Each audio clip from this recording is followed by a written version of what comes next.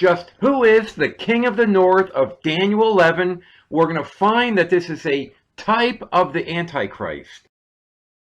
We've been working through the Antichrist series. We're getting closer to the end, but we're going to spend a couple of videos looking at the king of the north in Daniel 11, a relatively complicated passage. Please consider subscribing to this channel so you can keep up with these videos. There's a little red button in the bottom right-hand corner. Okay, just a quick review of the Antichrist as we've looked at the many symbols, types of the Antichrist. We found the 5 P's. First, the Antichrist is powered by Satan during the Great Tribulation. His next P, position. He's a worldly, but he's also a church leader. He begins small. We recall he's a little horn, and he becomes big. He's leading the world and leading the church, and people are following him. His place, we saw in previous videos that he has roots in the Western world, both Greece and Rome, the Greco-Roman culture, which is the Western world of today. The next P is pride. He has desire for worship and adulation. It's all about himself and how people will worship him.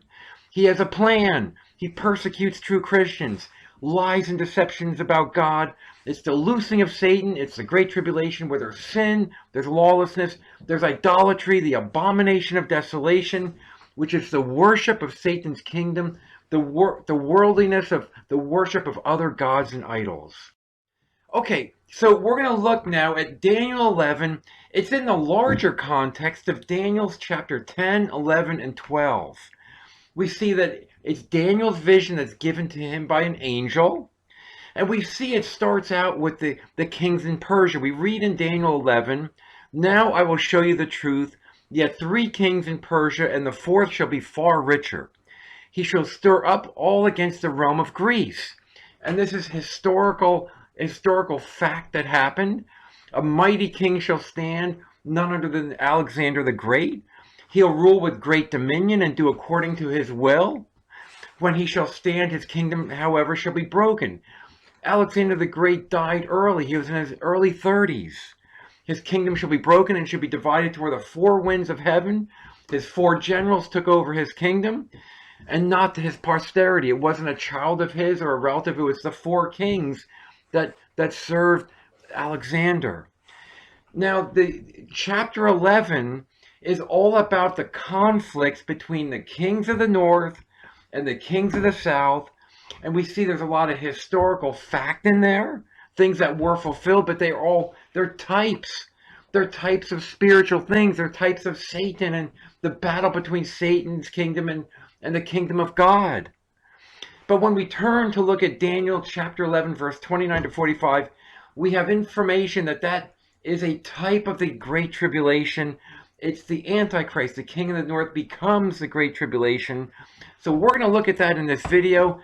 Verses 40 to 45 recapitulate the information in Daniel 11, verse 29 to 39. So it's a long passage. We're going to focus in on Daniel 11, verse 29 and 39.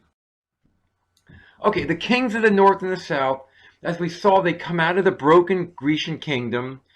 Historically, the north king was Seleucidae, Syria, later Antioch Epiphanes, who attacked Jerusalem and set up an image in Jerusalem. And it leads to the Festival of Lights, Hanukkah. It was formed because of these events. In the south, which was really in control of Jerusalem originally, were the Ptolemies, which is Egypt.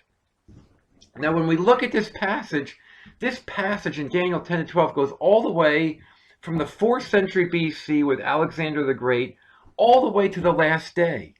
And it's the ongoing fight between the king of the north and the king of the south. Jerusalem and Judea was originally controlled by the south, and then the king of the north took it over. And again, in verse 29 to 45, it's the type of the Antichrist. The king of the south is a symbol for the nominal Christian church. Okay, but we see important information. When we carefully look at Daniel 11, verse 27 and verse 29, we see that there's evidence that this prophecy now points to the end time. Up to verse 27, it's still the battle of the king of the north and the king king of the south, God's kingdom, Satan's kingdom. It's this ongoing battle. All had historical fulfillment, but also were also symbols of spiritual things. But we're going to pick it up in verse 27. Both of these kings' hearts shall be to do mischief, the king of the north and the king of the south. But it shall not prosper, for the end shall be at the appointed time. The end shall be at the appointed time. And then 2 verses later, we pick up at the time appointed, he shall return. That's the king of the north and come toward the south. But it shall not be as the former or as the latter, because it's now the end time. It's the spiritual significance now, starting in verse 29 through 45, is the end of the world. It's the Great Tribulation, and it's the last day. And that's the time appointed. It's the end time. And we know that because the Abomination of Desolation makes its appearance in Daniel chapter 11, verse 31, which is a parallel to what we've already looked at in Daniel 8, Daniel 9, Matthew 24, Mark 13, Luke 21. The Abomination of Desolation is a pointer. It's a landmark where Christ said that then shall be the Great Tribulation, leading up to the last day. And the last day follows that Great Tribulation of Daniel 11. And we see right at the beginning of Daniel 12, we see that last day. So verses 29 to 45 is the Great Tribulation. And then starting in Daniel 12, verse 1, we read, at that time, Michael stands up, the great prince which stands for the children of your people, and that's symbolic of Jesus Christ. At that time, your people shall be delivered, everyone that shall be found written in the book, and many that sleep in the dust of the earth shall awake, some to everlasting life, some to shame and everlasting contempt. That's the last day. It's Judgment Day. It's the resurrection of the dead. So we see that these end, starting in Daniel 11, verse 29, all the way through Daniel 12. It's pointing to the Great Tribulation and the last day. So therefore, there's harmony. It's important information for the study we're doing on the Antichrist. Okay, now when we look at these verses in Daniel 11, we're going to see, and we're going to go through these, that there's 6 key actions of the king of the north. First, he has a hatred of the Holy Covenant. We're not surprised by that. The dailies removed and the Abomination of Desolation set up. And we've looked at that several times on other videos. He has corruption of those who are against the covenant, which points to false religion, false churches, false people in the church, and he corrupts those people. It's like Babylon. It's a parallel passage to Babylon. There's a persecution of God's people. The pride of the king of the north is featured, as we've seen in all these other Antichrist passages, and he's going to seek honor and worship of Satan's kingdom. So again, Daniel 11, verse 40 to 45, we're not going to cover that in this video. It recapitulates what we're going to look at today, and we're going to cover this in future videos because it ties in Egypt and Edom, Ethiopia, Moab, Ammon, and we see those nations actually exist in prophecy, and we're going to learn that on later videos, Lord willing. But the next video after that will be back in Daniel 12, looking at the duration of the Abomination of Desolation, because it's called 3.5 times, 1,290 days, and 1,335 days, and it's mysterious language. And we're going to look at that in the next video, and it has beautiful spiritual meaning. Please consider subscribing to keep up with these videos. Again, there's a little red button in the bottom right-hand corner. Okay, if you want more details, this study is written down on our website, therockofdefense.com, King-North-Dan11. Also, please consider subscribing. But now let's move on in this study. Okay, the first action of the Antichrist, the king of the north, is that he has hatred. Hatred of the Holy Covenant. The Holy Covenant is the gospel. Right now, we're at the time of the Great Tribulation in this passage. We're in Daniel 11, verse 29. At the time appointed, which is the Great Tribulation, he shall return. He's coming to the south. The south is symbolic of where God's people are. You can look at our written study on this on our website, but when Abraham set out, he went to the south looking for the promised land. The south, in many passages in the Old Testament, point to where God's people are. And even the king of the south originally controls the Holy Land, the Ptolemies. It's a symbol for the location of God's people. And he comes in that direction because he's coming for the church. That's what the Great Tribulation is all about. It shall not be as the former as the latter. This is the end time now because it's the Great Tribulation. And the ships of Chittim is a symbolic reference. And again, there's more detail on our website, but it points to the Gentile churches. It points to the New Testament apostate churches. The ships represent churches. It's where sons from afar are brought to God, brought to Jerusalem. Isaiah 60 verse 9. There's many passages in the New Testament talking about the ship. It's a journey between land to land. It's symbolic for the church. The ships are symbolic of the church, and Chittim is Gentiles. And but Chittim, when we look at the verses in the Bible in Isaiah 23, it's a place of no rest. So this symbolizes the churches during the apostasy. We're transitioning now into the Great Tribulation. It's a time of decline of the church, but they resist the Antichrist. They come against him. Therefore, he, the king of the north, the Antichrist, shall be grieved and return and have indignation against the Holy Covenant. He hates the gospel. He hates the church. He wants to destroy the truth. So shall he do. He shall return and have intelligence. And that means knowledge or understanding with them. Guess who? With them that forsake the Holy Covenant. It's those people that become apostate. And that's what we know. The apostasy happens right before the Great Tribulation.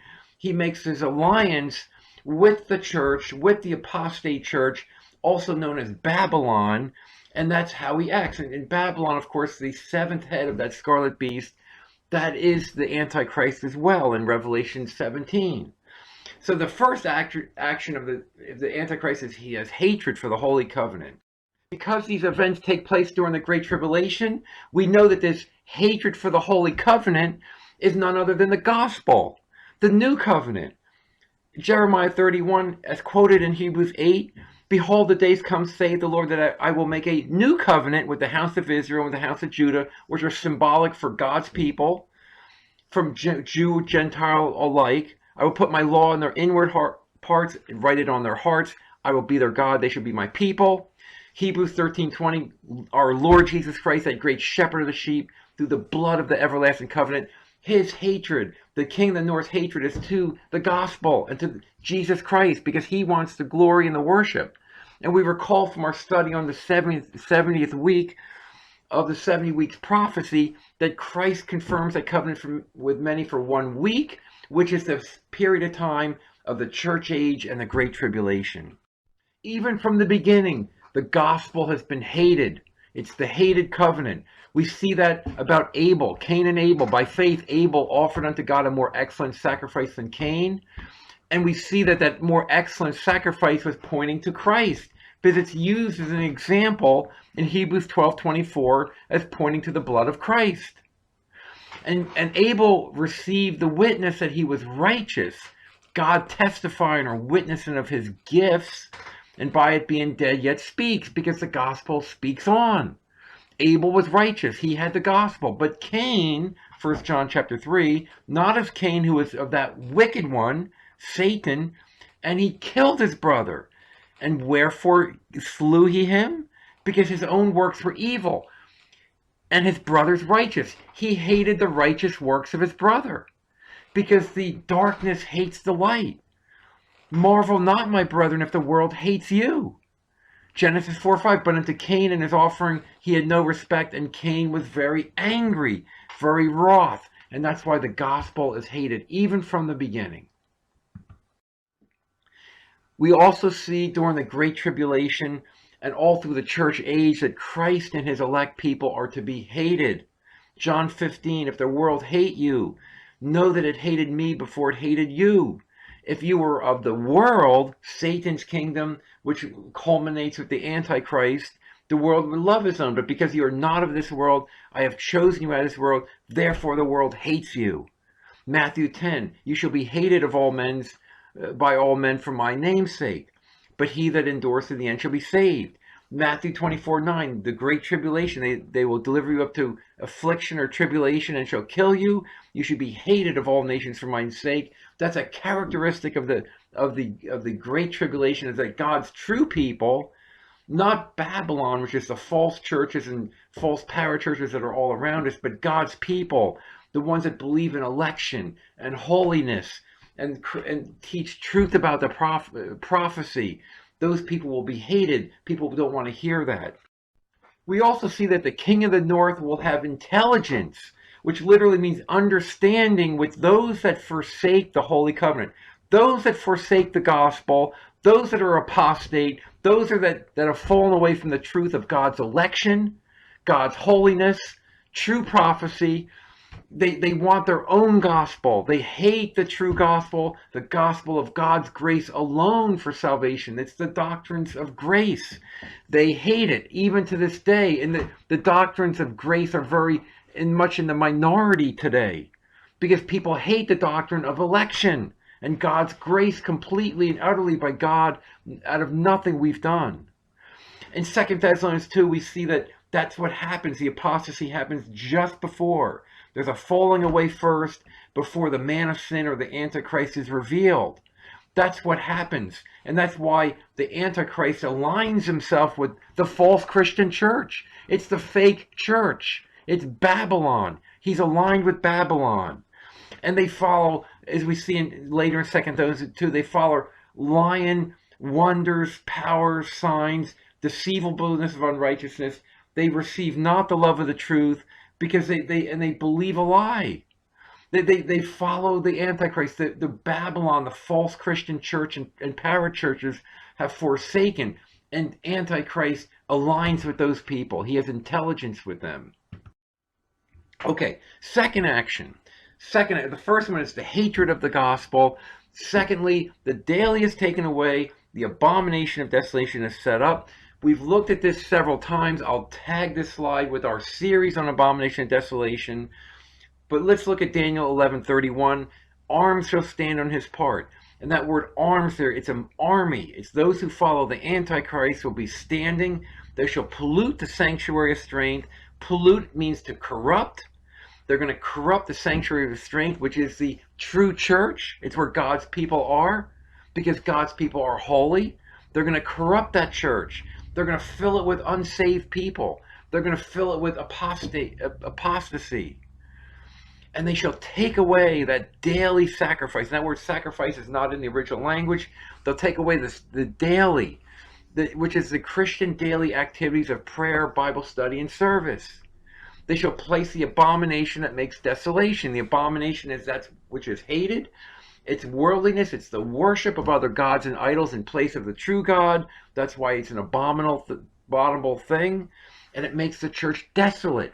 Please review the series we have in the Abomination of Desolation. We've done several videos on this. We just looked at this when we were looking at Daniel 8 as well. But let's move on in this study. Third action. He corrupts by flattery, such that do wickedly against the covenant. Those people who are in apostasy to the true gospel, it's Babylon, it's the false churches. He will corrupt them by flatteries, and many will cleave to them with flatteries. And in the Hebrew, it's the word shalakwa, which literally means he's smooth. This Antichrist is smooth. He gets people to like him. He fools them. He deceives them. Psalm 55, the same word, the same Hebrew word is used. Note how it's used in Psalm 55. He has put forth his hands against such as be at peace with him. He has broken his covenant. The words of his mouth were smoother than butter, but war was in his heart.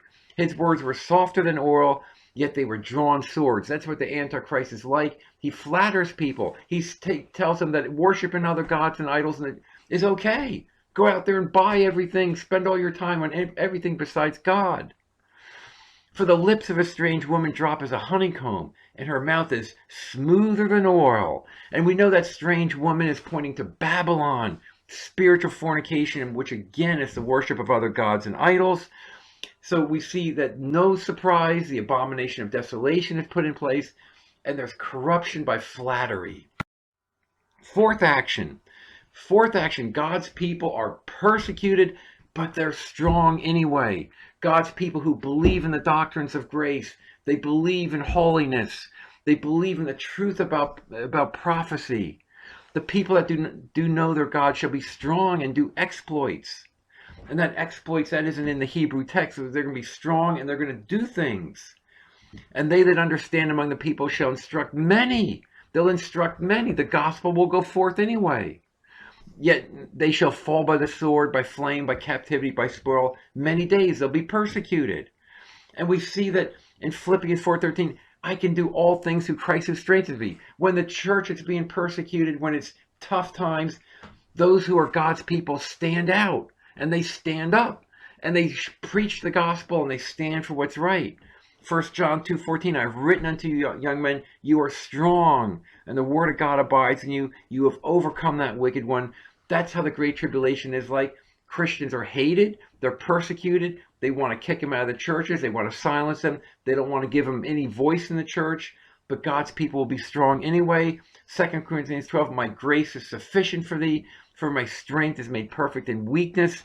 When I am weak, then I am strong. That's what the Great Tribulation is like. God's people will be witnesses in this persecution that goes on during the Great Tribulation. Again, back to Daniel 11. They that understand among the people, and that's God's people, they have spiritual understanding. God has opened their eyes to the truth. They shall instruct many. They'll be faithful witnesses. A parallel passage is in Matthew 24. Matthew 24 is the Olivet Discourse. It's talking about the Great Tribulation. He that shall endure unto the end, the same shall be saved. Christians will endure, will put up with being neglected and kicked out of the church and talked bad about and persecuted and silenced. And this gospel of the kingdom shall be preached in all the world for a witness unto all nations, and then the end shall come. God's people become strong. 2 Peter 3:9, the Lord is not slack concerning his promise, but is long-suffering to usward being the elect, God's people, not willing that any of the elect should perish, but that all should come to repentance. God is faithful. He'll use his people. They that understand among the people shall instruct many, up until that last person that's God's elect is saved, and then the end will come. Okay, it talks about in that passage in Daniel 11 that they shall fall by the sword and by flame, by captivity, by spoil many days. And some of them of understanding, which are God's people, shall fall to try them and to purge them, make them white, even to the time of the end, because it is yet for a time appointed. And all these symbols about the sword and the flame and captivity and spoil, they're all symbols of spiritual warfare, trials by fire. Captivity is being controlled by Babylon, spoiled through deception. People are trying to fool us. And this is all words that are used of what the Babylonian captivity was like, which is a major theme of the Old Testament. It's the whole story about Jeremiah, Ezekiel, Daniel, etc. It's all about the Babylonian captivity, which is a type of the Great Tribulation. I'll tag our series we've done on the Babylonian captivity because it's a type of the Great Tribulation, and it's invaluable to understand the Babylonian captivity. We find an interesting passage in Daniel 11 about the people, God's people that fall. The people that know their God shall fall. When they shall fall, they shall be helped with little help. They will get some little help. But many shall cleave to them. So there's going to be people that cleave to God's people with flatteries. And some of them of understanding shall fall. So when God's people are persecuted, they're silenced, they're hurt, the little help there means very little help. It means they get minimal help. Even though they're part of the church, they're attending Babylon, the false churches and parachurches, they're not going to help them. And instead, they're going to cleave to them with flatteries. Babylon will console God's people because they're in their organization, but it's with smoothness and deception. And it recalls other verses for us. Matthew 7, beware of false prophets, which come to you in sheep's clothing. They're going to look good. They're going to try to console us. Oh, well, it's not your fault. We just can't use that type of teaching in the church. We don't need that type of ministry. But you're welcome to attend. But they're in sheep's clothing, but inwardly they're ravening wolves. 2 Corinthians 11, the false apostles, the deceitful workers, they transform themselves into apostles of Christ. just as Satan himself is transferred into an angel of light. Therefore, it's no surprise that his ministers be transferred as ministers of righteousness. They act holy, but they're actually impeding the gospel. They give very little help to God's people. They only cleave to them with flattery. The fifth action of the king of the north is pride, arrogance, narcissism. We see this very much through all of these types and symbols of the Antichrist we look at. Daniel 11, verse 36, 37, the king shall do according to his will. He shall exalt himself, magnify himself above every god, speak marvelous things against the God of gods.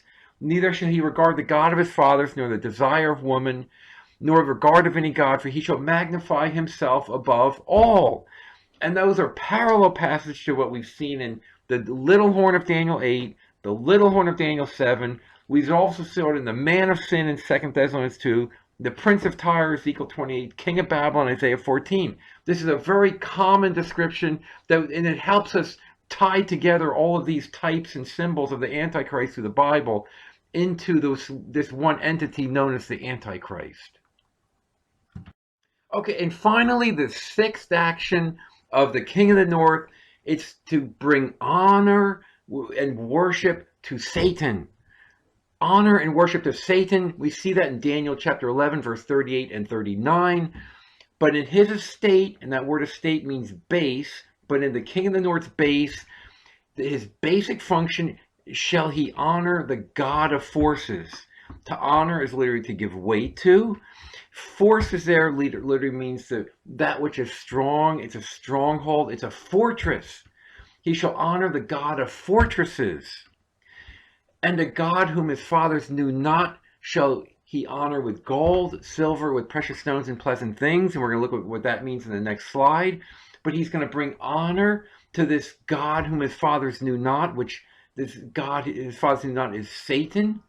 Thus shall he do in the most strongholds, which a strange God, which again is a pointing to Satan, whom he shall acknowledge and increase with glory, and he shall cause them to rule over many, and shall divide the land for gain.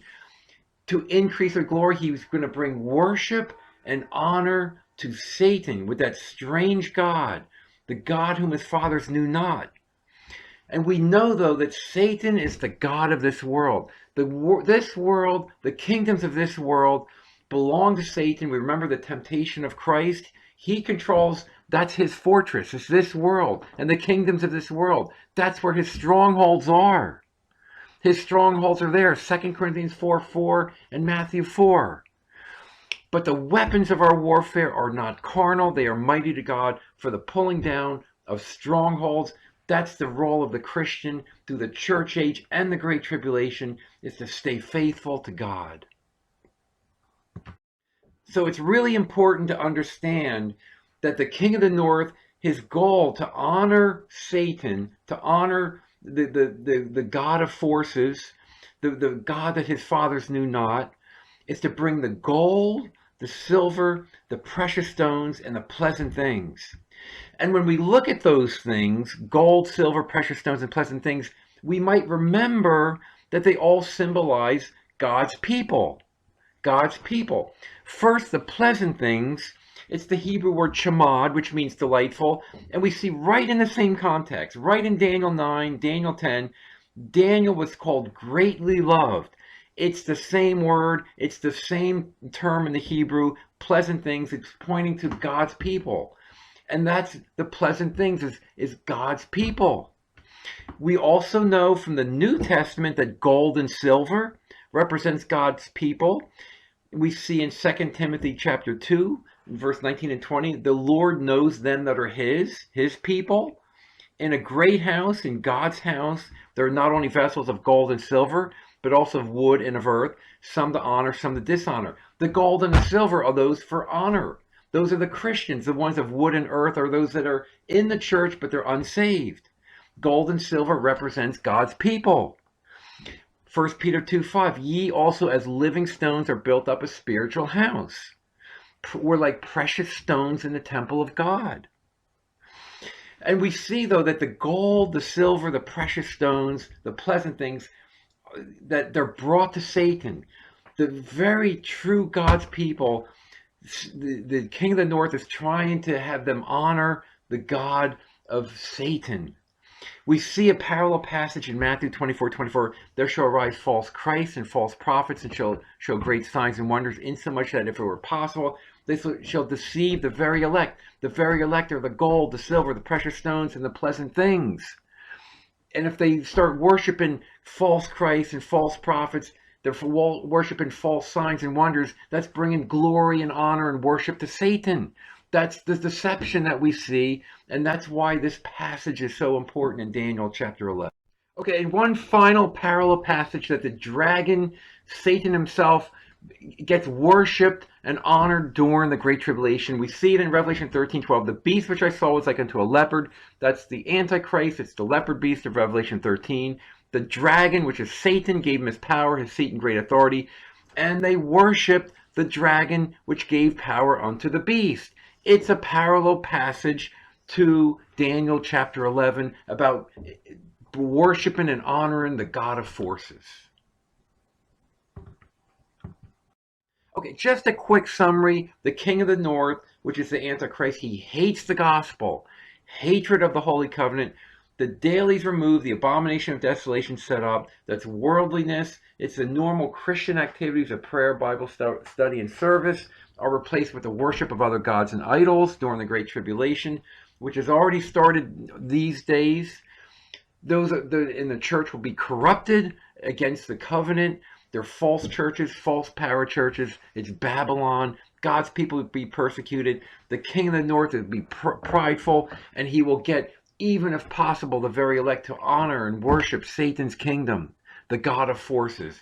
We're going to move on. The next video we're going to look at more about the abomination of desolation, because in Daniel 12, it talks about the duration of the abomination of desolation, which is the Great Tribulation. It says 3.5 times, 1,290 days, 1,335 days.